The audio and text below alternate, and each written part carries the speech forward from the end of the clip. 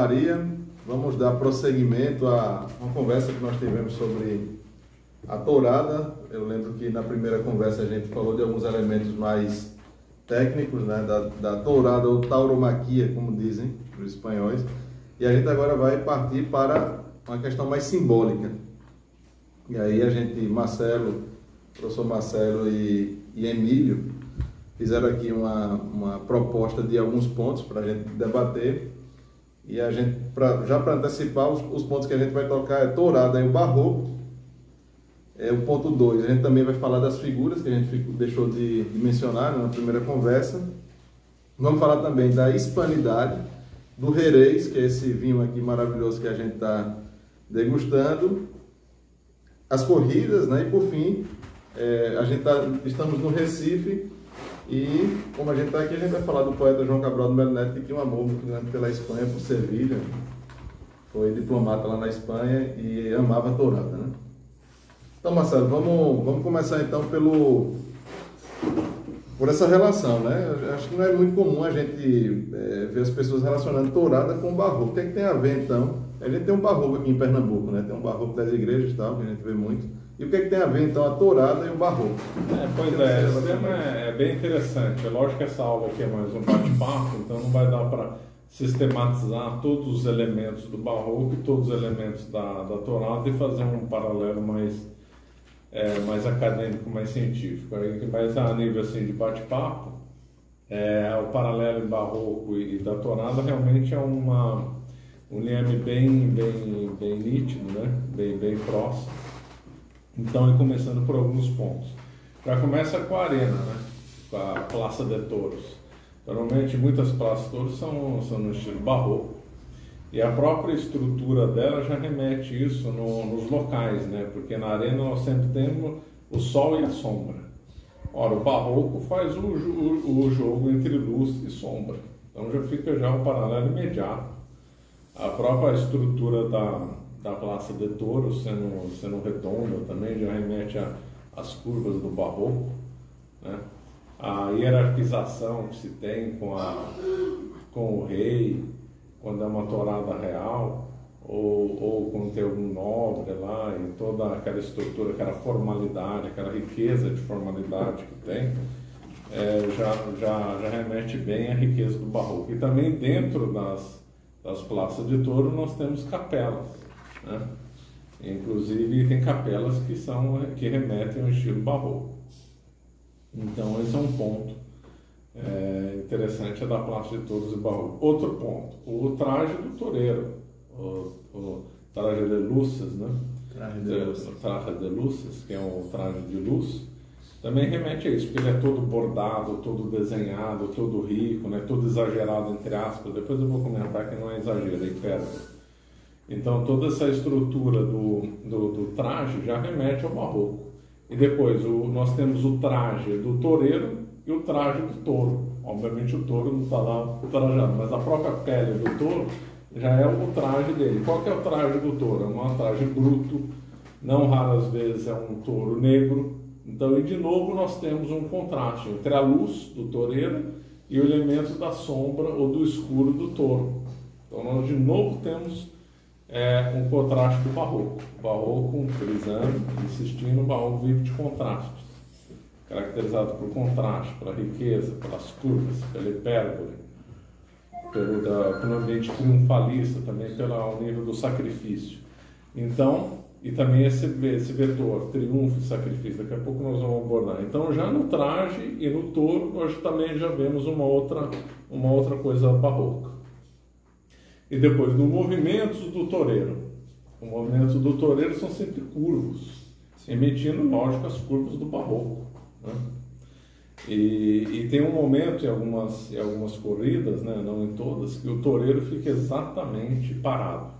Depois nós podemos colocar um link numa, que eu não lembro quem foi o catador, foi esplêndido. O toureiro ficou parado e o touro ficou circundando o toureiro. Foi magistral, espetacular. Isso daí realmente é barroco, tem uma linha reta e linhas curvas ou mais. O toureiro era a coluna, e o touro desenhou uma coluna salomônica, porque a coluna salomônica ela é toda cheia de curva, né? ela é toda cravada. Então, simbolicamente, aquele touro correndo em volta do toureiro é a própria coluna salomônica, né? Lembrando que a coluna salomônica remete ao sacrifício também, a coluna torta, né? Ela remete ao sacrifício. Também outro elemento tipicamente barroco, que as igrejas barrocas têm cheias de colunas salomônicas, né? Então, esse desenho que o toureiro faz, o touro faz ali, esse jogo um contra o outro, é claramente barroco, né? E agora uma outra questão é da linha do exagero, né? Então muita gente exagera entre aspas. Muitas pessoas falam, gosto da tourada, mas acho meio exagerado. O toureiro às vezes exagera o passo, exagera uma expressão facial, parece tudo meio exagerado. Não é exagero, é hipérbole. Hipérbole é uma figura de linguagem. Então nós vemos que na Bíblia tem hipérbole. Nosso Senhor se usou da figura de linguagem chamada hipérbole. Na literatura nós temos hipérbole. O barroco não é aquele exagerado nessa interpretação. O barroco ele é hiperbólico, ele está usando uma figura de linguagem. Repetir uma verdade significa amar essa verdade. Repetir várias vezes significa que está mostrando ênfase, está mostrando força num determinado pensamento, numa determinada verdade. Então, quando o toureiro ele exagera entre aspas, ele está usando uma figura que é hipérbole, ele está reforçando uma coisa. E esse reforço, esse a mais, essa repetição é típica do barroco. Então, o barroco ele repete, só que ele repete de modo metafísico, ou seja, é uma mesma essência e se repete nos acidentes. Então, nós vemos numa igreja barroca, as capelas laterais, elas são semelhantes entre si, ou seja, elas têm a mesma essência e diferentes nos acidentes. E a nave central é como se fosse uma capela lateral em maior tamanho, ou melhor, as capelas laterais são igual à nave central, só que em tamanho menor. Então nós temos a essência e o acidente. Os passos do toureiro é exatamente isso. Eles mudam, mas eles guardam a mesma essência, o controle do toureiro contra o touro, e aí os acidentes vão mudando, os passos mais difíceis ou os mais fáceis, mas nunca vão deixar de ser passos, nunca vão deixar de entender uma finalidade, nunca vão deixar de mostrar o amplo domínio do toureiro contra o touro. Então, mais um liame entre que nós vemos entre o barroco e a tourada, né? Outro dado, visual. O barroco, ele é claramente ele é visual, claro. Ele é o primor dele, é o visual. Porque o barroco, assim como o gótico e outras boas artes, ele é caridoso com os analfabetos, porque os analfabetos não conseguem ler. Então, o modo que o analfabeto tem de aprender é pelo olho, né? Ou assistindo uma aula e ouvindo, né? Seria pelo ouvido ou pelo olho. Os elementos visuais, as imagens ensinam. E isso, aliás, foi um papo, agora me fugiu o nome, que ele diz que as pessoas podem ler pelas imagens, ler entre aspas pelas imagens, né? Então, quando os analfabetos vão numa igreja barroca, numa igreja gótica, é possível aprender vendo essas imagens, aprender vendo o barroco, aprender vendo o gótico. Aprender vendo aquelas figuras. Tem muitas igrejas barrocas que têm azulejos, então tem as figuras de certas passagens de santos. O teto de igrejas barrocas, muitos deles são desenhados, como por exemplo a igreja São Francisco de Assis em Ouro Preto do mestre Ataíde, que é uma maravilha, uma espécie de apogeu da nossa arte. Então tudo isso as pessoas podem aprender por elementos visuais. E a tourada também, ele é um elemento visual. Uma imagem, porque você está vendo uma cena real. Imagem é aquilo que procede do ser a modo de semelhança, né? Então, eu não sou imagem de mim mesmo. Não sei, quem está assistindo está vendo uma imagem de mim. Agora, eu quando vejo o Emílio agora ao vivo e a cores, eu não estou vendo uma imagem dele, estou vendo ele. Então, na tourada, nós não vemos a imagem, nós vemos o próprio touro e o próprio toureiro. Mas é um elemento visual no qual as pessoas podem aprender valores como fortaleza, ousadia, etc. Medo da morte, está presente, e todos os valores da tourada. Acho que aqui ficou claro, né, Antônio? Sim. Agora, essa questão do barroco com... Primeiro, uma coisa curiosa, né? Então, o barroco, ele ainda vive na tourada, né? A gente ainda está aí no século XXI e o barroco, então... Vive na tourada. Ele sobrevive na tourada. torada. Mas, assim, a pergunta seria, não há uma intencionalidade em ser barroco na torada. É que você extrai esses elementos. Extrai esses elementos. Como as artes, quando é uma bela arte, elas vão chegar às mesmas conclusões, de amar a verdade, o bem e o belo. A verdade, o bem e o belo são elementos obrigatórios de toda arte.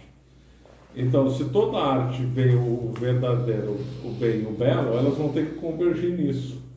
Então, as boas músicas vão convergir para barroco ou para o gótico, para as boas artes. Então, as boas artes, elas são sempre semelhantes entre si, são sempre compatíveis entre si, porque o objetivo dela e os valores são os mesmos. Só que numa música vai, logicamente, nas características musicais. Que no barroco também temos cheio de essência e acidentes, né? Sempre tem a frase musical, depois ela muda um pouco, é a essência e o acidente. E assim vamos indo. Então, na pintura também seria assim, nas esculturas seria assim. E como todos convergem na mesma coisa, por isso que elas ficam sempre parecidas, mesmo não querendo ser intencional. A Passo Doble, a música a Passo Doble é a música da tourada. Pode-se dizer que essa música, ela dentro da tourada, ela faz esse conjunto barroco ou ela é uma música por si só barroco? Perfeito, é uma música ritualística, claro, uma música que parece que é feita para aquilo. Ela tem uma carga militar, sem dúvida nenhuma. Ela é curtinha, ela é perfeita para a tourada. Outras músicas também combinam com tourada fora do contexto da tourada. Que vem mais até porque o Passo Doble também, ele também tem esses contrastes de música barroca muito claros, né? Eles começam às vezes muito solenes e graves, mostrando, por exemplo, a entrada de um touro, o perigo que se apresenta, e o desenvolvimento da música vai saindo de uma sombra que essa música trouxe logo de início de desenvolvimento, e o desenvolvimento para a conclusão acaba de um modo triunfante, mostrando possivelmente justamente o domínio do toureiro sobre o touro. É porque acho que no início é a tensão, né? A tensão tem uma discussão clássica sobre se o touro vai dominar, né? Isso. Depois é a alegria, né? Isso. Primeiro é muito interessante. E dentro dessa linha da música, uma música que lógico que vem à mente, que combinar que é fora da tourada, mas se relaciona muito própria na cultura da Espanha, como nós vamos comentar, é a buleria. Né? A buleria claramente é uma música que é casamento perfeito com a tourada. Primeiro do músico em relação ao instrumento musical, pensando por exemplo no Paco de Lucía, como ele dominava bem a guitarra, né? A guitarra que é o nosso violão, né? Como ele dominava bem a guitarra. Ele tinha um domínio da guitarra, assim como o matador tinha um domínio do touro. O paralelo era esse, claro. E aí quando o Paco de Lucía tinha as tensões da mesma música, ele tinha as notas resolutórias. E é justamente a morte do touro, onde conclui, está feito. E depois a buleria, normalmente as pessoas acompanham batendo palmas, né? As pessoas tem uma arte de bater palma, não é só qualquer... É só bater palma. Pronto, agora eu vou bater palma. Não é. Tem uma arte de bater palma, que muitos espanhóis conversam, mas quem está fora pode acompanhar. E assim como na tourada, a plateia que assiste acompanha, falando olé, tal. Você participa, né? Participa dessa forma. É chamada de participar. Sutilmente, mas participa. E assim na buleria também se participa batendo palma. E a buleria alegre, a buleria ela tem uma certa tensão também, ela tem um momento, depende da buleria, claro. E ela também, a buleria também tem uma certa improvisação, não muito. Muita improvisação na música é errado, porque a música tem que ter começo, meio e fim. Então, a improvisação brigaria um pouco com isso, mas uma pouca improvisação, depende da música, seria bom e até aceitável. Por quê? Porque na tourada você também tem uma hora que o toureiro vai improvisar, uma hora vai vir alguma coisa inesperada. E aí um bom guitarrista, ele vai ter um momento de improviso, ele vai ver se a plateia está pedindo mais, uma sequência, ele aumenta um pouquinho mais, ele interage com a plateia, mais ou menos como o toureiro faz, às vezes prolongando ou diminuindo. Então esse paralelo da buleria com a tourada, até na duração, na intensidade, na interação da plateia e de quem bate palma é muito próximo, Interessante, eu estava vendo, o professor estava comentando, que a música, né, os gregos têm a noção de que a música molda um caráter, né? quando alguém escuta uma bulheria ou um passo doble, as pessoas já lembram da Espanha, né? Ou da hispanidade como um todo. E, naturalmente, né? E aí já vem, assim, essa música, essa cultura moldou, de fato, o caráter do espanhol, né? Sem dúvida. Acho que o caráter do espanhol é todo moldado por esse. Então, assim, é uma alma barroca, né? Barroco. Ainda mais 2 pontos do barroco para concluir. Aí é um barroco mais ligado a urbanístico, né? A Torada, como é que ela se insere na urbe, no conceito urbanístico de uma cidade? Hoje não é mais assim, mas antigamente a Torada era feita na Praça Maior. Isso dá um elemento simbólico, mas enorme. Por quê? Porque a Praça Maior, feita em várias cidades na Espanha e na América Espanhola também, é o centro de convivência das pessoas, né? E lá se confluem os 3 estados, tanto a nobreza, muitos palácios ou casas de nobres ficavam na Praça Maior, em volta da Praça Maior, sempre havia uma igreja, né? Ou igreja próxima das praças maiores. Então, os 3 estados, nobreza, clero e povo, né, a população em geral, interagiam na Praça Maior. E depois, a Praça Maior é um item urbanístico barroco, dependendo do estilo. Tem Praça Maior que não é barroco, mas muitas são barrocas também. E depois, a Praça Maior, ela é plana e ela é retangular, normalmente retangular, ou até uma ou outra talvez seja quadrada, mas ela tem um aspecto geométrico claro. Isso daí dá uma noção de domínio sobre o local. Como a Espanha e o espanhol foi um povo muito conquistador, e um povo que fez o maior império do mundo, o famoso império onde o sol nunca se põe. Então ele refletiu essa noção de império na Praça Maior. A Praça Maior mostra o domínio, mostra o controle, mostra a força, mostra a conquista. Isso fica mais claro ainda na América Espanhola, né? A Praça Maior representa a vitória de Cortés sobre Montezuma, claro, sem dúvida nenhuma.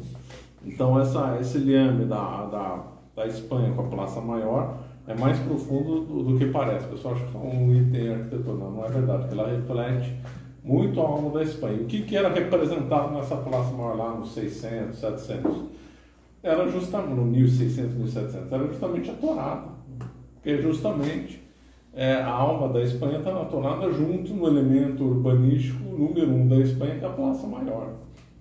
E na Torada nós temos elementos de conquista, de força, de vitória, tudo que é representado pela Praça Maior. Triunfo. Triunfo. Só para os pernambucanos se situarem, né? Leonardo Dantas disse que nossa Praça Maior é o Pátio de São Pedro. Ela podia ter uma Torada, né? Aí depois fizeram as arenas, tudo bem, mas na Praça Maior a Torada teria um sabor especial. Tem um sabor especial. E aí, por último, concluindo do Barroco, acho que eu já citei, mas só a guisa de conclusão, o Barroco ele mostra muito a noção de sacrifício e triunfo. Por quê? Porque o Barroco, obviamente, na principal, o Barroco é na igreja, que é feita para a renovação do sacrifício de Cristo na cruz, que é a missa. Então, aí nós temos uma ideia clara do sacrifício. A igreja foi feita para isso. A igreja não é feita para turista visitar, é feita para os fiéis assistirem missa. E ali Cristo está posicionado num lugar majestático. Em várias igrejas logo foi que esse sentido, como por exemplo a igreja Igreja de Santa Efigênia. Tem um artigo meu explicando sobre isso no Floss Carmelo, depois eu vou deixar o link. E também, então, nós temos na igreja obrigatoriamente a noção do sacrifício, mas também no barroco, que é clara a noção do triunfo. Muitas igrejas barrocas têm termo de triunfo, da ascensão ou da assunção de da ascensão de Nosso Senhor ou da assunção de Nossa Senhora. E às vezes tentam retratar o céu por figuras, etc. Então, esse contraste entre sacrifício e triunfo no barroco é muito claro. E na Torada nós vemos isso também. Nós temos uma ideia do sacrifício na Torada duplo, sacrifício do próprio toureiro, que está lá quase morrendo, está sofrendo, está sobre o sol, está sob ameaça de vaia, e então ele sofre. Por fim, o sacrifício do touro, que vai morrer, e o touro servindo como figura, né, como símbolo de uma Espanha, das virtudes da fortaleza, etc., que eu acho que nós já comentamos, ou se não comentamos, vamos comentar algum dia. Bom, detalhar melhor esse ponto. E depois o toureiro triunfa, né? Ele vence o touro, ele mata o touro, ele é aclamado pela plateia. Então nós também temos esse elemento entre sacrifício e triunfo muito recorrente no barroco. né? Haveria mais pontos a explorar, mas como hoje estamos num bate-papo, né?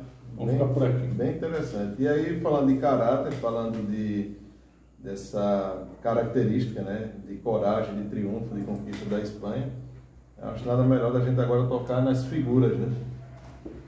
Eu acho que é uma terminologia que se usa, né, Emílio, para designar os toureiros, né? O ator principal da tourada que é o toureiro. Figura. O figura, né? A figura. E aí, se ele puder falar de algumas figuras interessantes. Que vem a ser, né? Óbvio, eu não vou falar de uma história de todos os figuras, não é a nossa intenção aqui. O caso é que, relembrando uma coisa importante, a ascensão desses personagens, tudo isso se passa por conta de um homem que vai enfrentar um animal bravio. Essas pessoas, esses homens, eles se destacam, obviamente, por seu estilo, por sua valentia, por sua entrega, né? Então, tem alguns que, obviamente, vão marcar mais a história da tourada.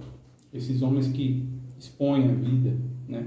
Que como João Cabral de Melo Neto vai explorar também, tem o exponer-se ao touro mais saliente. Esses homens ficam, digamos, mais visados e mais marcados na memória das corridas de touro. Né? Uma coisa interessante de lembrar é que a tourada, como ela nasceu, rememorar esse ponto, é que ela nasceu a cavalo, né? A tourada era uma atividade muito ligada à nobreza, e a nobreza é muito ligada à cavalaria, ao cavalo.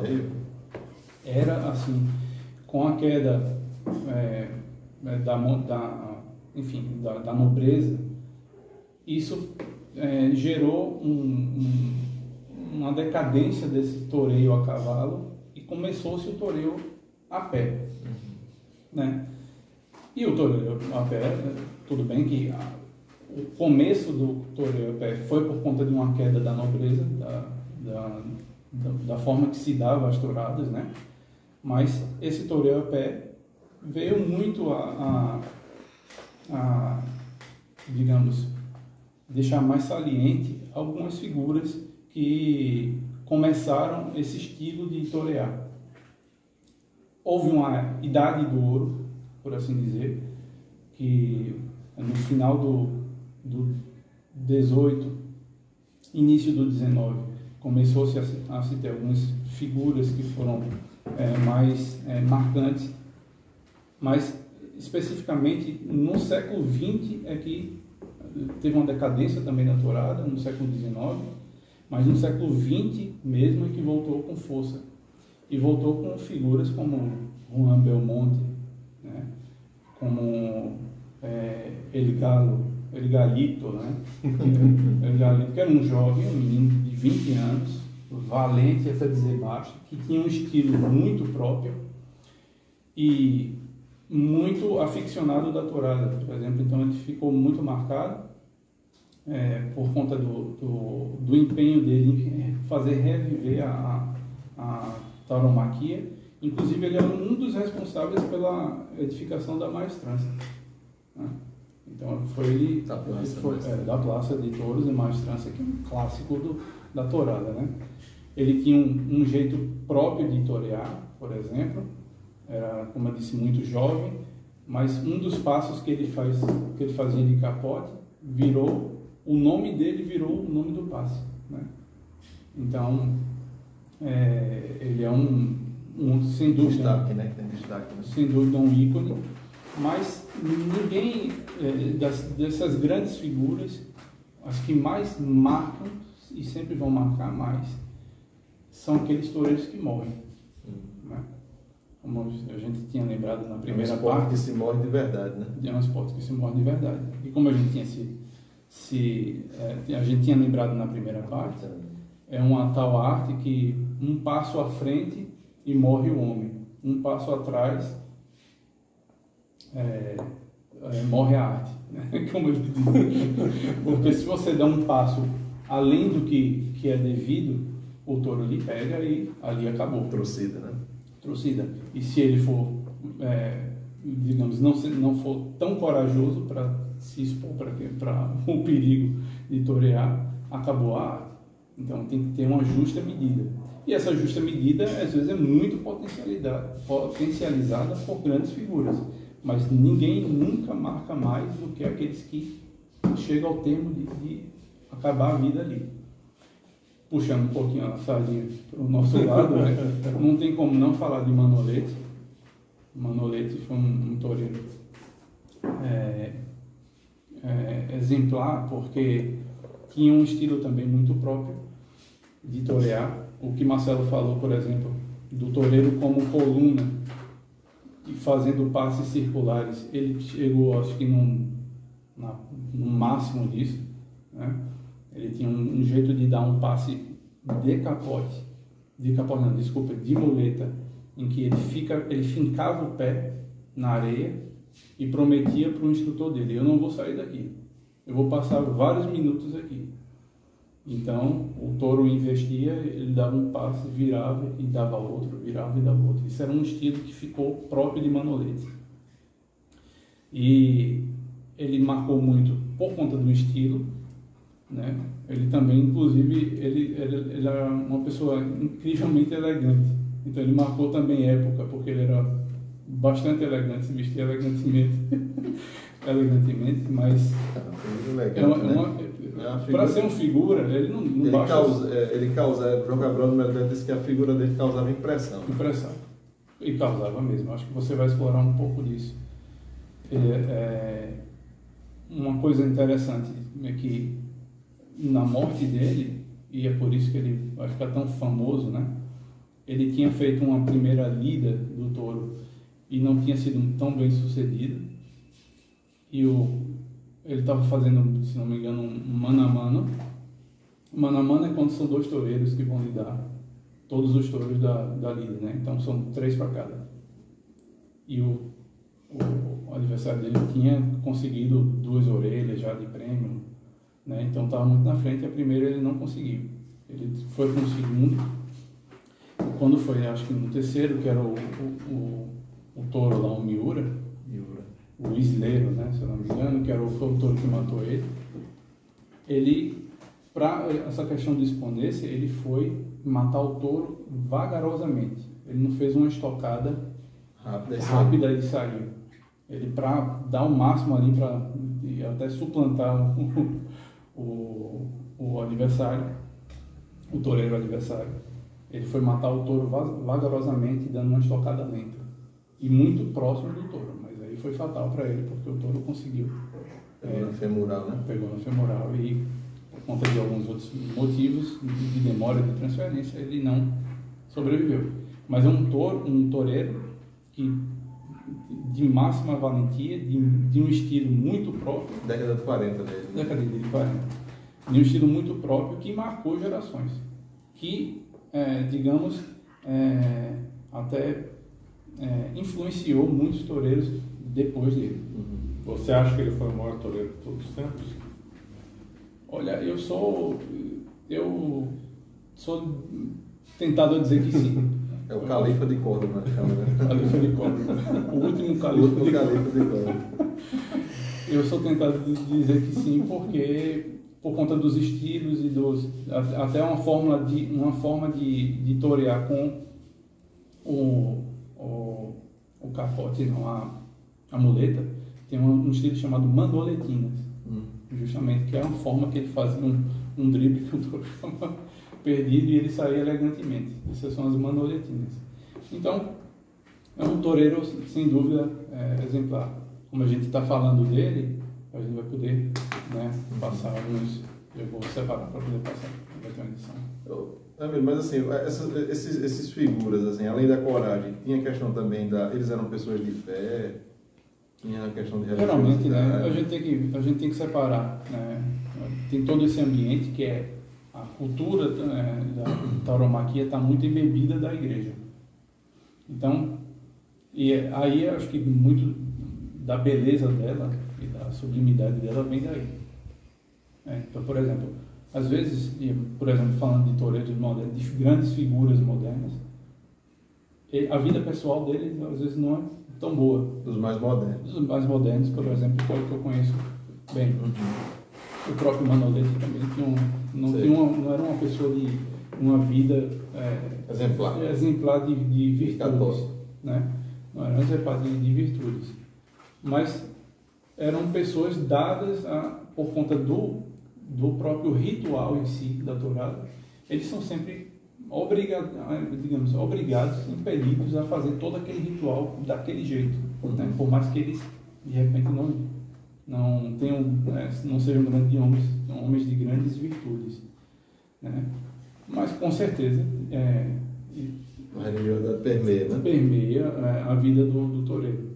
Pelo próprio ato de torear um animal bravio de 500 a 700 quilos, o maior touro que já foi lidado numa arena foi um touro de 850 quilos, era um monstro, né?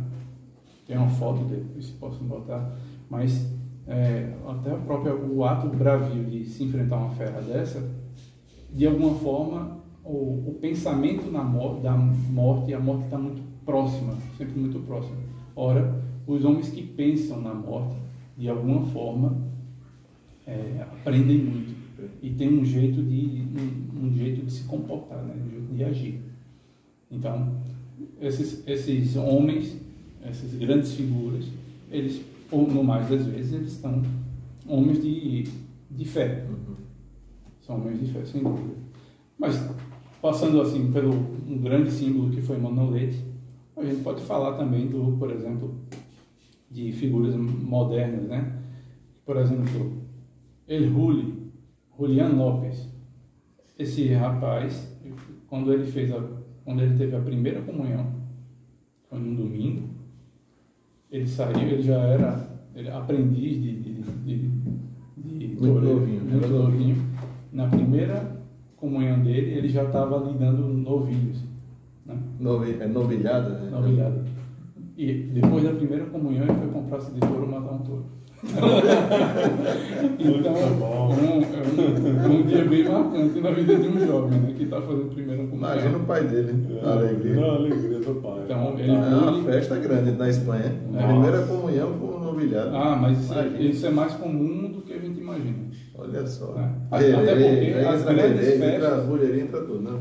Existem grandes festas, as grandes festas religiosas têm grandes corridas de touro, né? Então eles são muito marcados também por eventos na religiosidade particular de cada um. E começa historicamente na Semana Santa, né? Semana Santa, né? Então eles são muito marcados também por conta dessas datas, né? Então o Julián Lopes é um grande figura de hoje. El Bulli. Ainda está atuante. Está atuante. Tem algum latino-americano? José Tomás também é obrigatório falar, né? Que é até um tanto misterioso. Você homenageou seu primogênito com José Tomás. José Tomás, isso. Que também está atuante. Está atuante, mas é misterioso. Não gosta de mídia, né? Não gosta de... Mas assim, isso ocorre quando ele não está ganhando para dinheiro. Tem certas ganaderias que ele é rico. Ele é cheio de regras. Ele tem algumas regras dele, mas sempre que ele vai é espetacular. Porque assim, ele também é conhecido por muita entrega. Inclusive ele já esteve perto da morte pelo menos 2 vezes. Já foi muito feliz. E toda vez que tem quando ele é ferido, depois que ele se recupera, tem a reaparição. Na reaparição, pode ir, porque ele vai barbarizar, entendeu? Então, você Tomás é fantástico. Tem algum limite de idade, assim, por exemplo, o camarada tem que parar com 40 anos? Não tem. Ou vai até... Normalmente eles param com quantos anos? Olha, uma boa pergunta, porque na verdade isso é muito... teve um toureiro que parou de torear já, já com 50 e pouco, né? Mas assim, geralmente, eu acho que de 45 por aí, eles já estão encerrando carreira. E tem algum latino? Sobreviver a muitos, até 45 anos é um feito, né? E há que se dizer isso também, porque o risco de morte aumenta, é real, mas sendo que alguns figuras, eles vão encerrando a carreira de líder, né? Um tanto mais cedo, justamente acho que perca de movimentos, né? Que a pessoa vai perdendo agilidade, reflexo vai diminuindo.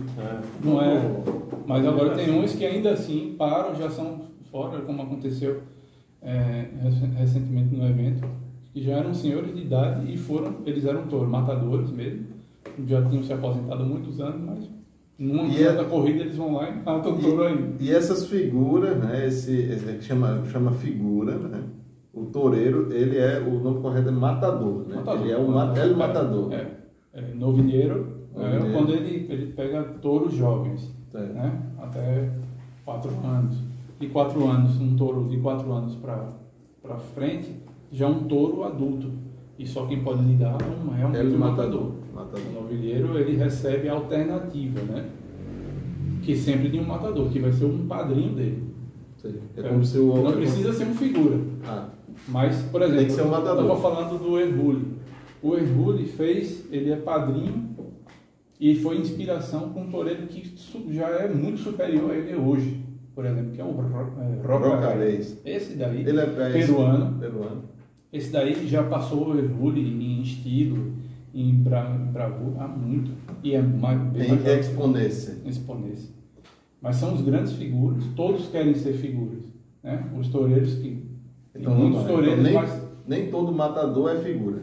Figura é quando você chega num ponto de nível de excelência.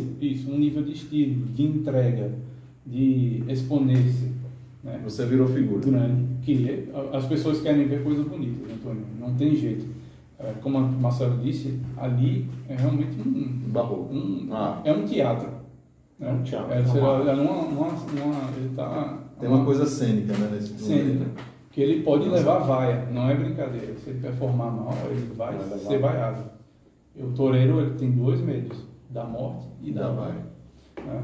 Então, nem todos conseguem os aplausos, nem todos conseguem orelhas e rabos e portas grandes, só os figuras.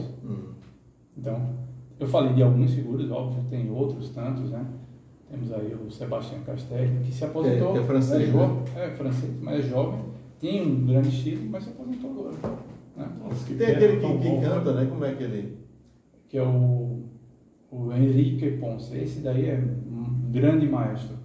Henrique Ponce. Tem Henrique Ponce. Tem o que você está falando é o Alejandro Talavante. Talavante também é uma grande figura. Tem um que perdeu o olho numa tourada. Nossa, não lembro o nome dele. Mas ele também é uma pessoa muito corajosa, né? Perdeu um olho, né? Não, perdeu o olho na tourada. E o El Poeta, ele pirata, né? E o El Poeta. Eu não conheço muito o El Poeta, não. Mas tem vários, né? E esses apelidos são engraçados, né? Que são dados, né?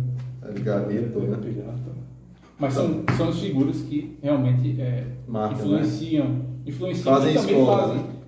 Fazem escola e fazem também a arte aparecer, né? Ficar conhecida e de alguma forma se manter. Né? Aí ganha pela beleza, né? E aí então a gente entra no outro tema, né, como eu tinha comentado. Então falamos aí das figuras, né? E claro também isso vai remeter à hispanidade, até o tio Pepe faz propaganda lá, faz propaganda nas arenas, né? Quando eu vejo lá tem as bandeiras lá, o tio Pepe, né?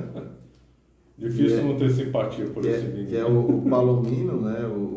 Aquela região lá que você falou das caravelas, né? E as corridas. Então, Marcelo, vamos fazer essa relação. Hispanidade, Jerez e as corridas. Essas analogias aí. A Espanha, o que restou daquela Espanha gloriosa, tá na tourada. O dia que a tourada sai da Espanha, acabou. Fecha, pode pedir a conta. Acabou, terreno, acabou. Pede a conta, acabou. Porque realmente a tourada ela é a alma da Espanha, né? A alma daquele povo que lutou até antes da Espanha nascer, desde Pelayo até Krasnodar, né? Desde Covadonga até Krasnodar, a Espanha deu exemplos de vitória nas guerras, nas batalhas simplesmente inacreditáveis, né? Coisas sobre-humanas. Aí dá para estender também para Portugal também. Haja vista As Espanhas, né? Portugal e infelizmente a tourada em Portugal não é do nível da Espanha. Em Portugal não pode matar o touro, com exceção de uma cidade, se não me engano, uma longa tradição.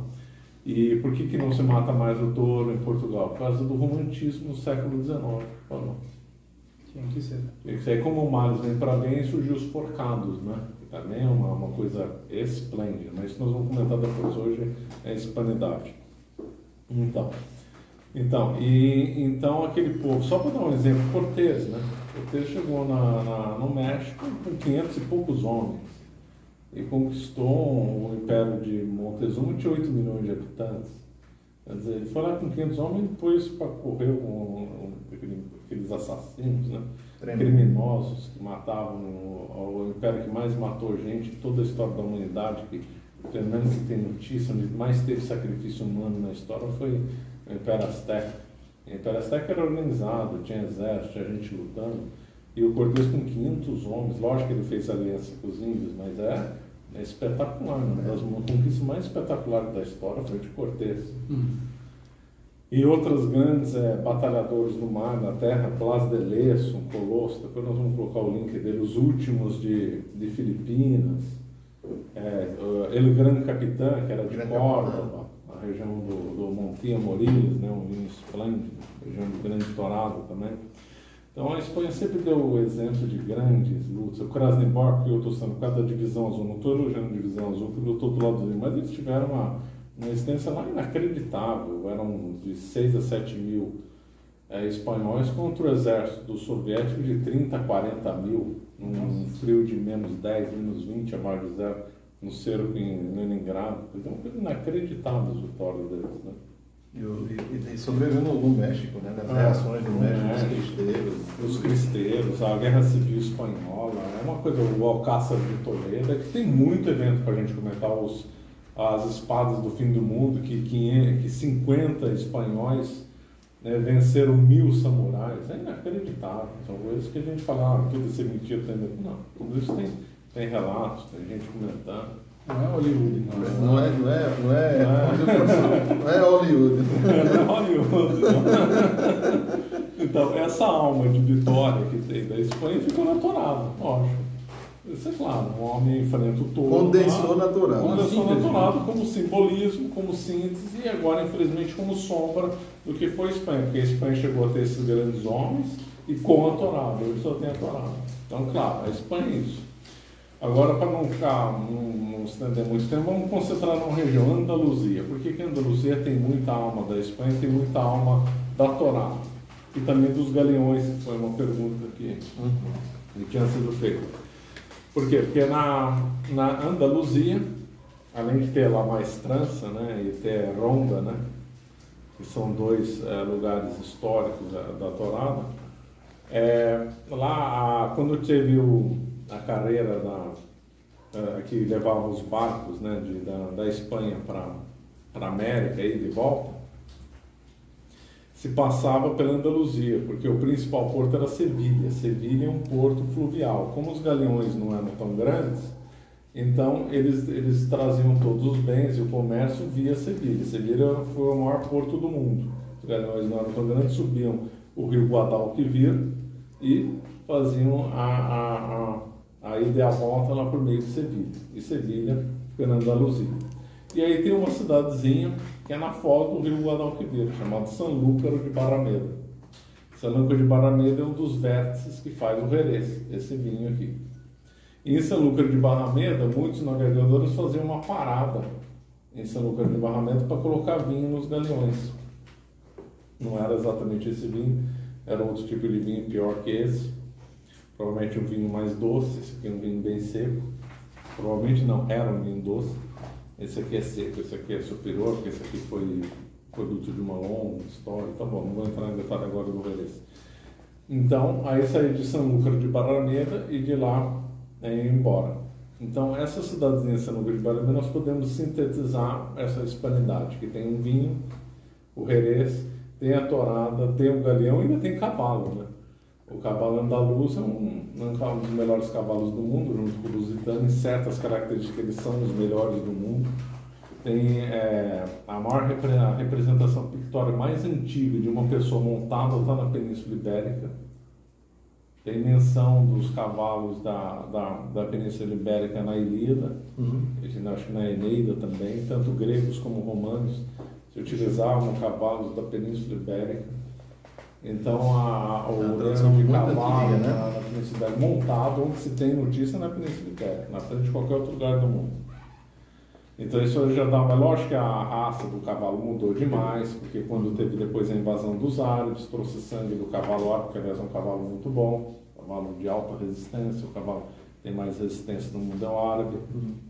E lá se criou então uma escola de cavalos, né, que hoje está sediada em Jerez de la Frontera, pertinho ali de Sanlúcar de Barrameda, dentro do Triângulo do Jerez, e tem lá como bailam os cavalos andaluzes. Depois a gente coloca um link, a gente vê a capacidade que os cavalos são capazes, que eles conseguem fazer. Praticamente dançam, né? Praticamente dançam, os cavalos que dançam. E aí depois nós podemos confrontar a visão de cavalo espanhola e atacar um pouco a Inglaterra agora, né? Porque é a visão inglesa do cavalo inglês, né? É aquela visão do quantitativo. Então o cavalo corre mais ou melhor.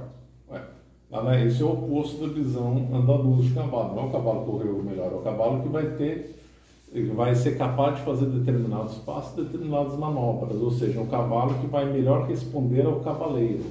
E aí nós temos um paralelo claro com o matador e o touro. O matador, ele domina o touro e o cavaleiro domina o cavalo.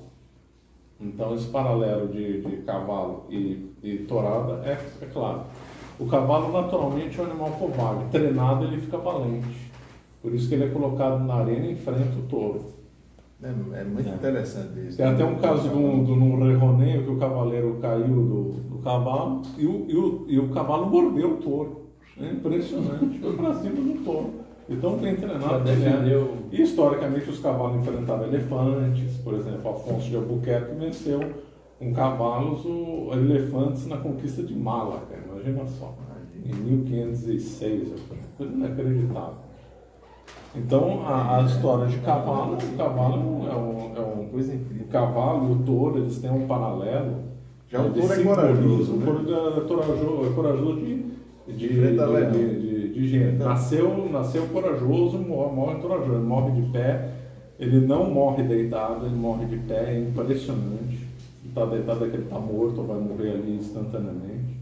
Quando ele fica doente, ele fica de pé, uma coisa inacreditável a resistência do touro. Ele não tem medo, eu acho que é o único bicho da natureza que ferido não procura fugir, ele procura atacar. Mesmo ferido de morte, dá para ver na tourada que o touro vai para cima do touro, ele é inacreditável. Ele é a hora mais perigosa. Depois que há a estocada.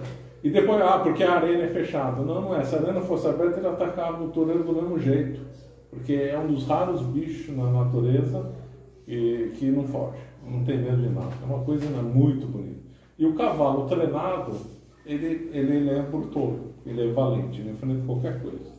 O interessante é isso, porque ele tem que ser treinado, né? Tem que ser treinado. E aí ele adquire algo na formação e aí o homem é como se ele pegasse o princípio. O cavalo fica com duas naturezas. Tem a natureza dele, não vai tirar. E tem a natureza que, entre aspas, que o homem pôs no cavalo. O cavalo fica com duas naturezas, que é o treino. O cavalo vai saltar, paralelo com o homem também, né? Paralelo com o homem. São Paulo, né? O cavaleiro e o cavalo é aquele homem que a alma controla o corpo. Que São Paulo diz, agora meu corpo é escravizado pela minha alma. Em outras palavras. São Paulo disse, não sou eu que vivo. Não sou eu mais que vivo, nem Cristo, etc. Esse domínio completo da alma sobre o corpo é o domínio completo do cavaleiro sobre o cavalo. E a escola que melhor representa isso é da Espanha. Falando da Áustria, lá em Viena. Qual que é o nome da escola de Viena? Escola Espanhola de Cavalaria, sediada em Viena. Então, sei lá, o próprio lugar que é tido como o melhor do mundo, o nome está escrito em espanhol, então, o nome na origem, o nome da Andaluzia. Então, como baila os cavalos andaluzes lá no vídeo que nós vamos mostrar, vai ver o que esses cavalos são capazes de fazer. E aí vendo como uma característica qualitativa é muito melhor que a quantitativa.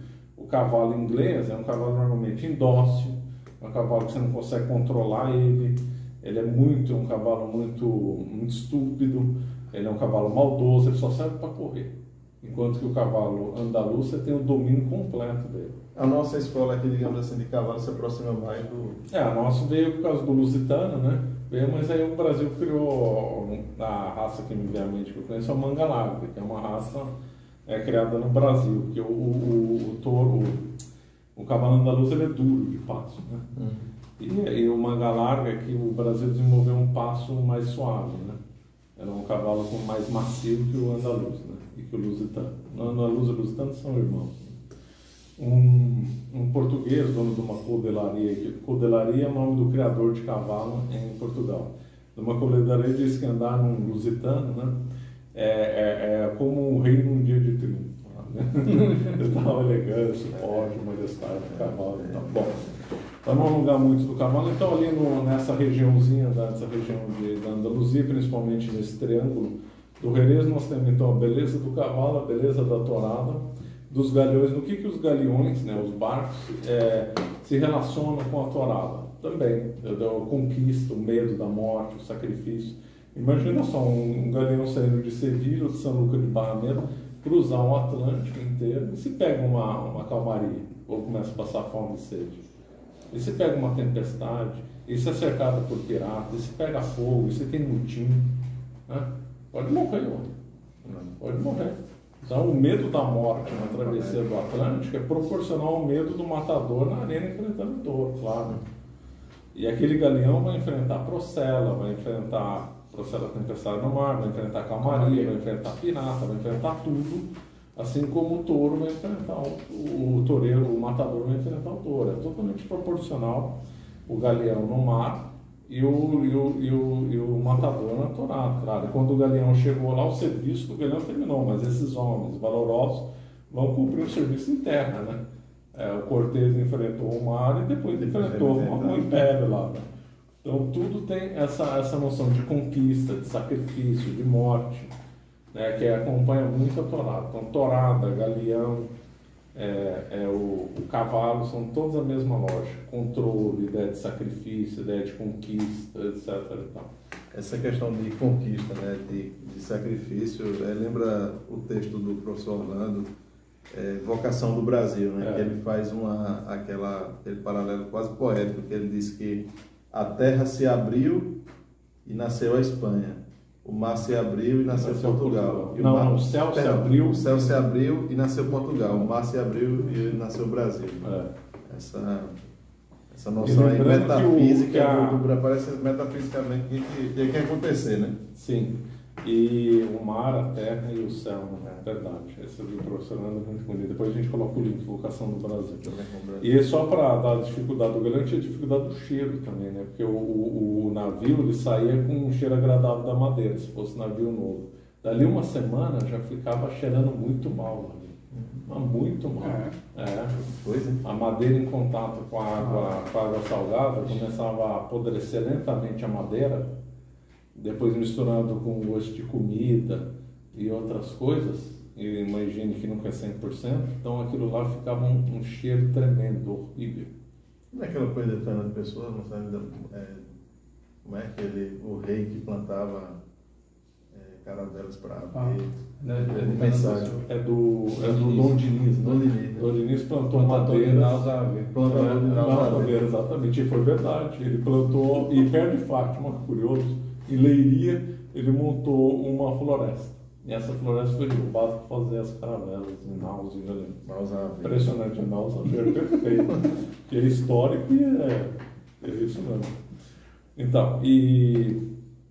Então o galeão, se o galeão fosse um esporte, seria a tourada, não tem jeito. Não imagino o galeão como não sendo uma tourada no meio do mar. É isso aí que é o galeão. É a mesma coisa. E qual que é o paralelo com o vinho, especialmente com o Jerez? Aliás, tem um poema do espanhol, que me fugiu o nome, que relaciona a tourada e o vinho. Então não estou inventando nada. Ele relaciona a tourada e o vinho justamente colocando a morte também. Por quê? O que o vinho representa a morte? O vinho representa muito sacrifício, claro. Esse vinho aqui tem o sacrifício. Por que ele tem? Porque você pega a uva e se destrói a uva, né? A uva é massacrada para tirar o suco, né? O vinho é totalmente destruído. como a uva é destruída quanto fruta para surgir o vinho. Quer dizer, se faz um sacrifício de um bem, que é a uva, que você podia chupar em vez de fazer o vinho, e se faz um sacrifício de um bem para ter um bem maior. Essa é a natureza do vinho. Isso também está relacionado com a Torá. E depois, é o vinho, que é a bebida mais elevada que existe. Por que ele é mais elevado que existe, além de várias características? Porque é a matéria que Cristo escolheu para a transubstanciação. Quer dizer, depois da transubstanciação, o vinho se torna o sangue de Cristo. Não é que ele simboliza, ele é o sangue de Cristo. E aí é o sacrifício também, o sacrifício máximo, claro. Então, no vinho nós temos uma ideia clara do sacrifício. Não tem matéria, junto com o pão, claro, mas não tem matéria que não esteja tão envolvida com o sacrifício como o vinho e o pão. Não tem, não existe. Então, essa ideia de sacrifício aí de novo foi falada. O pão também é sacrificado. Você pega os grãos, o que você faz com os grãos? Vai colocar no forno, vai queimar, vai acamar, vai fazer a massa. O grão como tal vai ser destruído para fazer o pão. Claro. Então, todas essas comidas se sacrificam um bem menor para um bem maior. Então, todas elas têm essa característica.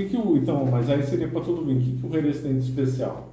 Tem de especial no gosto dele, que ele tem um gosto muito seco, muito amargo, né? Ele explora bastante o paladar traseiro, ele tem um aroma de amêndoas, um pouco de pão, pera, conforme o estilo, ele é oxidado, ele reage muito tempo com oxigênio. Ele, na feitura dele, já é especial do esquema de soleiras, né? Porque eles pegam os barris e aí todos eles intercomunicados, de forma que se vai tirando um vinho velho e vai colocando um novo. Tira um velho, põe um novo. É feito assim.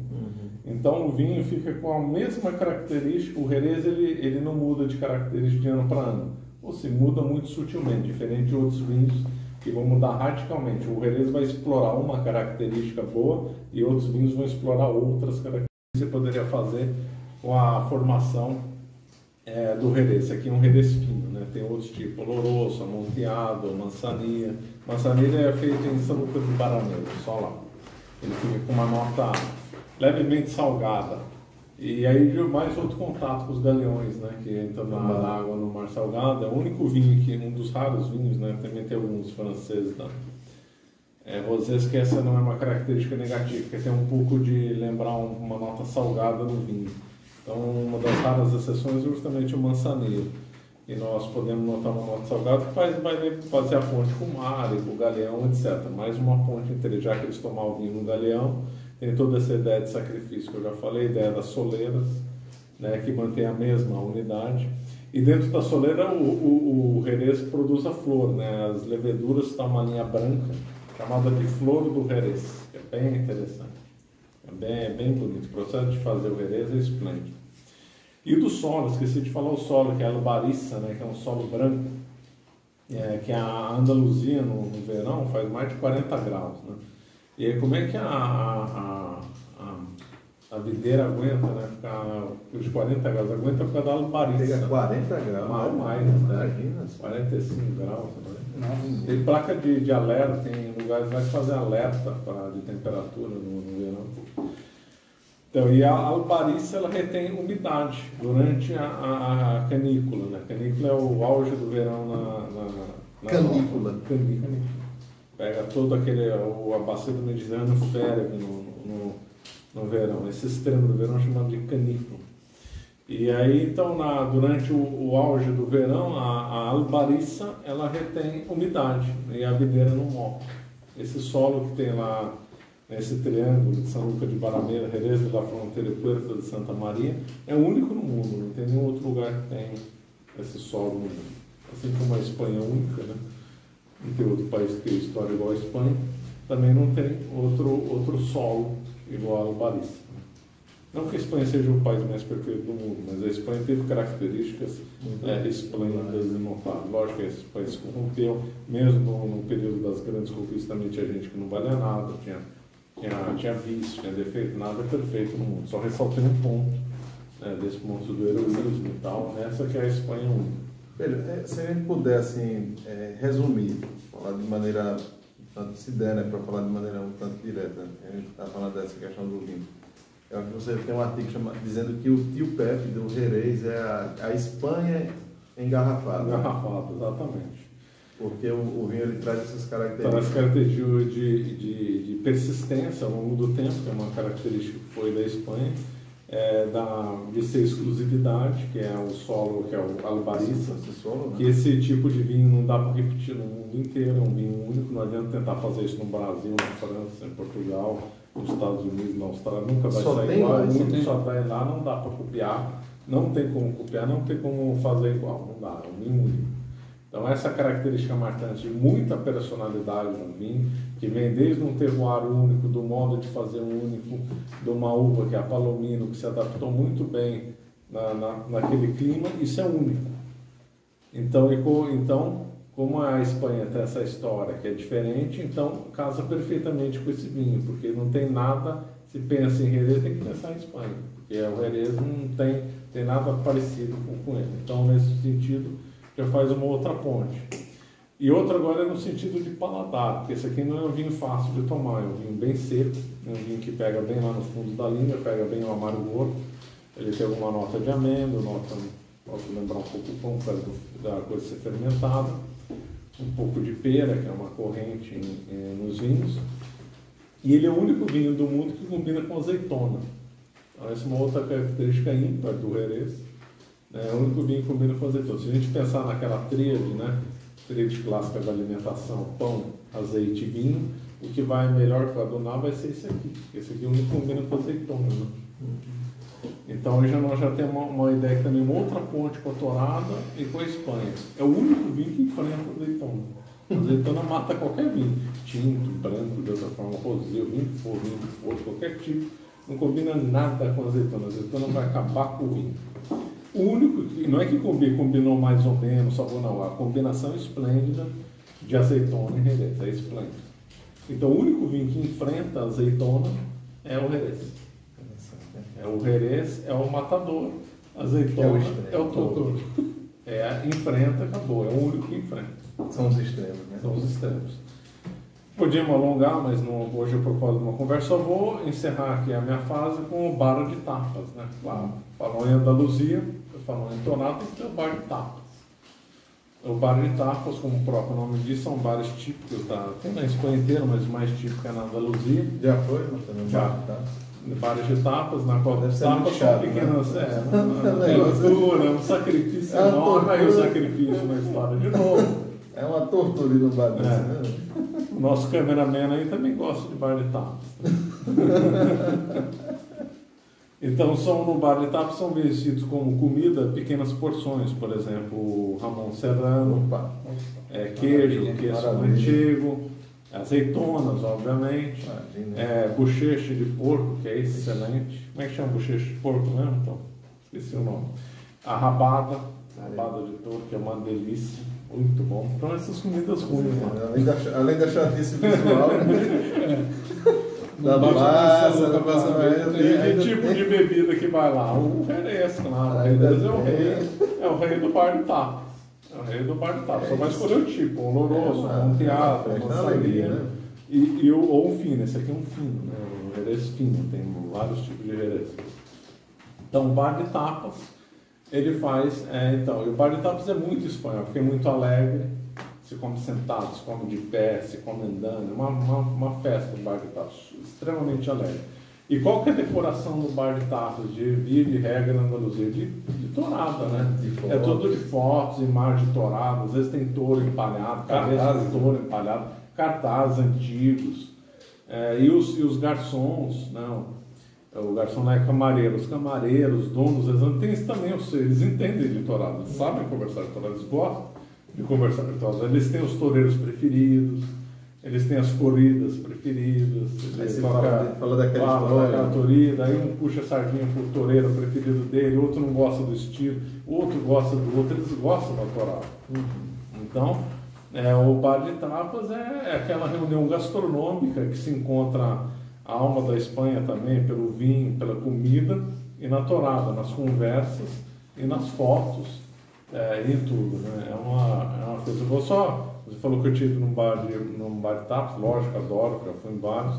Agora, um foi muito especial pela forma como foi a abordagem, que foi em Arcos de la Frontera, um lugar muito bonito. Na Avenida da Fronteira tinha um bar de tapas lá, muito simpático, e a gente foi obrigado a entrar porque um homem estava cortando o Ramon Serrano na beira na rua, literalmente na rua. E vem aquele aroma, vem aquela pata do pata negra, né? O corpo lá é pata negra, mas não tem como não entrar. Aí entramos e lá tinha um cartaz escrito o seguinte: o cliente aqui nunca tem razão. Aí eu achei aquele lá fantástico. E isso aí motivou a gente a conversar com o camareiro. E aí tava uma cabeça de touro empalhado, tinha um monte de fotos de tourada. Aí eu ri do cartaz lá, que ele também riu. Aí começou o assunto de tourada. Ele era apaixonado por tourada. Não, porque a tourada gosta do touro tal, outro toureiro tal. E aí foi Ramon Serrano e taça de copita de fino. Então, uma figura, né? Uma figura. Muito bom. Não tem razão, essa é boa. Muito bom. Mas aí falando dos extremos, né? Que a gente já...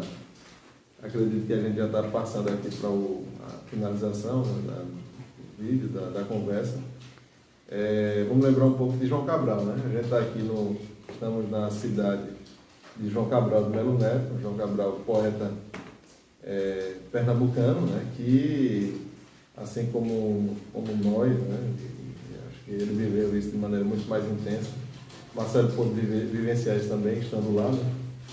Ele, com o contato que ele teve com a Espanha, ele se apaixonou, né? Ele teve uma verdadeira adesão à cultura espanhola. E ele até dizia, né, que a gente precisaria civilizar Pernambuco, né? Civilizar o Brasil, civilizar o Recife. Está precisando mesmo. Está precisando, com urgência. Com urgência de uma civilização, né? E aí ele falava que a tourada era isso, era a questão do extremo. Do extremo, uma coisa que ele dizia também, que chamou muita atenção dele, é que a tourada era uma arte que se morria de verdade. Isso é uma coisa assim, muito interessante, porque condensa toda a dramaticidade, né, da tourada. Ele fala também que foi o primeiro contato que ele teve com a cultura estrangeira de maneira mais profunda. Então, assim, ele teve essa questão da Andaluzia, Sevilha. Dizia-se que quando morresse queria ser enterrado lá. Dizia que a Espanha tinha essa coisa muito cênica. Até ele comparou, ele achava uma coisa parecida com a cidade de Salvador, né, que tem uma coisa cênica também. E fazer essa comparação com Granada, com a cidade da Espanha. E aí ele achava um paralelo, e alguns amigos dele diziam isso, entre a poesia dele, que era uma poesia digamos assim, de movimento não tão exagerado, com o torear de Manolete, né? Que o Manolete tem uma forma de torear muito própria, né? Que não eram movimentos assim mais definidos, mas poderia ser até dizer um tanto seco, né?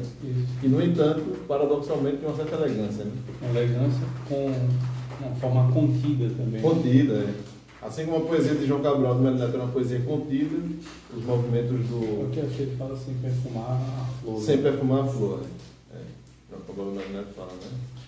A poesia mineral, né? A poesia feita de pedra. Então, assim, aí os movimentos de Manolete eram um movimento de pedra, a poesia dele também teria esse elemento mais seco, assim, de pedra, né? E também essa questão, né? Dessa secura hispânica, né? De 40 graus. E aí ele chegou a ver algumas vezes, parece 2 vezes ele viu o Manolete torear. Não chegou a conhecê-lo pessoalmente, disse que viu a figura, né? E, como eu falei naquela ocasião, que ele causou uma impressão muito profunda nele pela imagem do homem, né? E a questão do drama da própria morte do Manolete. Então ele fez uma poesia em homenagem a Manolete. E essa poesia aí combina muito a poesia de João Cabral, essa característica da poesia de João Cabral com o torear de Manolete. E ele fez a poesia, imagina uma cena, né, de Manolete entrando na arena, esses momentos que o Marcelo e o Emílio comentaram da coluna, né, e enfrentando o touro. Imagina aquela cena espanhola, o sol, a sombra, o touro bravio entrando, Manolete magro, alto, o último califa de Córdoba, né? E aí ele disse, e a poesia, ele chegou em casa, abriu sua gaveta, pegou o papel, né? Em Sevilha ele escreveu, né? Então é interessante porque dá até essa ligação pernambucana com a Espanha, né? E a gente tem uma certa ligação, porque teve Pinzón aqui, né? Que chegou aqui Nossa Senhora. Teve Torada no Brasil. De la Consolación, que hoje é Nazaré. Teve Torada no Brasil também, né? Teve Torada em Olinda? Teve. Torada em Olinda. Rio de Janeiro, né? Teve Rio de Janeiro. E aí João Cabral do Melo Neto disse assim: lembrando Manolete, torear ou viver como expor a vida louca foice que se faz roçar pela faixa estreita da vida, ofertada ao touro. Essa estreita cintura que é onde o matador a sua expõe ao touro, reduzindo todo o seu corpo ao que é seu cinto. E nesse cinto, toda a vida que expõe ao touro, oferecido para que a rompa com o frio ar de quem não está sobre um fio. Então, é uma conclusão, né, Marcelo? Uma conclusão desse exponência, né? O grande touro é aquele que expõe, que coloca na cinta toda a sua vida, né? E ali frio de quem não está sobre o fio, né? De um fio de quem não está sobre o fio. Muito bom. Então, o João Cabral Melano, ele entendeu a Torá. Ele entendeu a Torá. Essa poesia aqui, ela acho que se permite dizer que ele entendeu a Torá, né? Tem aqui também outra poesia dele, me permita ler aqui, porque eu não botei no juízo, né? Chamada Alguns Toureiros. É muito boa também essa poesia também, que traz até algumas figuras, né? Ele diz: eu vi Manolo Gonçalves e Pepe Luiz de Sevilha, precisão doce de flor, graciosa, porém precisa. Vi também Júlio Aparício de Madrid como Parita, ciência fácil de flor, espontânea, porém estrita. Vi Miguel Baez, litre, dos confins da Andaluzia, que cultiva uma outra flor, angustiosa de explosiva. E também Antônio Ordôñez, que cultiva a flor antiga, perfume de renda velha, de flor em livro dormida. Mas eu vi Manuel Rodrigues, Manolete, o mais deserto, o toureiro mais agudo, mais mineral e desperto, o de nervos de madeira, de punhos secos de fibra, o de figura de lenha, lenha seca da caatinga, o que melhor calculava o fluido aceiro da vida, o que com precisão roçava a morte em sua fímbria, o que a tragédia deu número, a vertigem geometria, desce mais a emoção e ao susto peso e medida. Sim, eu vi Manuel Rodrigues, Manolete, o mais asceta, não só cultivar sua flor, mas demonstrar aos poetas como domar a explosão com mão serena e contida, sem deixar que se derrame a flor que traz escondida, e como então trabalhá-la com mão certa, pouca e extrema, sem perfumar sua flor, sem poetizar seu poema. Então, assim, a poesia que tem momentos aqui... Tem momentos gloriosos. Gloriosos, né? Essa parte que ele diz aqui, que ele deu susto, e ao susto ele deu peso e medida. Perfeito. Com isso, eu resumo que a Espanha também, no seu susto, o susto da Espanha tem peso e medida, né? Para conquistar o que conquistou, né? Para sobreviver na tourada, esse povo tem que ter geometria na vertigem, né? Então, excelente. Muito bom. Então, vamos concluir aqui com um brinde. Salve Maria. Salve Maria. Valeu. Valeu. E até a próxima.